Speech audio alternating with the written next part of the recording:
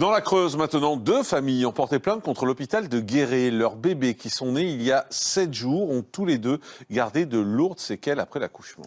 Perrine et Valentin sont tous les deux nés en décembre 2019 à 48 heures d'intervalle dans le service maternité de l'hôpital.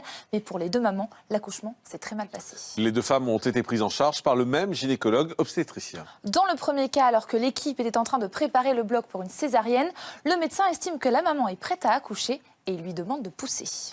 Mais la jeune femme ne maîtrise pas ses contractions et ne parvient pas à expulser son bébé. L'accouchement se prolonge et le médecin décide d'utiliser des ventouses puis les forceps. Quand le bébé sort, elle est couverte de lésions cutanées et son bras est paralysé. La petite Perrine présente également une fracture du crâne avec un hématome sous-dural. Quelques heures plus tard, l'autre maman devait accoucher par voie basse, mais tout ne se passe pas comme prévu.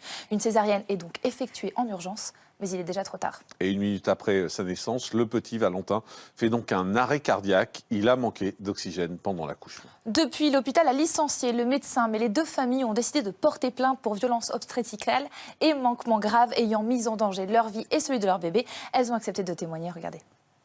Je ne poussais pas au bon moment. Voilà. Vu que je ne sentais pas mes contractions, je ne poussais pas au bon moment. Donc, qu'est-ce qu'il dit? Il s'énerve. Il s'énerve. Il tirait sur la tête de Perrine. Tirait, et ça venait pas.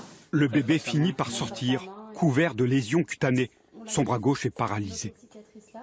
Il est paralysé simplement parce que ça a forcé en sortant. C'est-à-dire qu'on a tiré sur ce bras pour le faire sortir. Donc les nerfs ont cédé. Cette histoire n'est pas un cas isolé. Marine Roche va se retrouver dans la même situation. La naissance par voie basse se passe mal. Une césarienne est déclenchée en code rouge, mais c'est déjà trop tard. Mon fils est né en état de mort apparente. Il a été réanimé, a fait un arrêt cardiaque à 1 minute de vie. Valentin est transporté en urgence à l'hôpital de Limoges, en hypothermie pendant 72 heures, victime d'un manque d'oxygène au niveau du cerveau. On a pris notre fils tout de suite, on l'a pas pris dans les bras, on l'a pris dans les bras plusieurs jours après. On l'a entendu pleurer plusieurs jours après quand il s'est réveillé. C'est quelque chose qu'on ne rattrapera jamais en fait, qu'on nous a volé.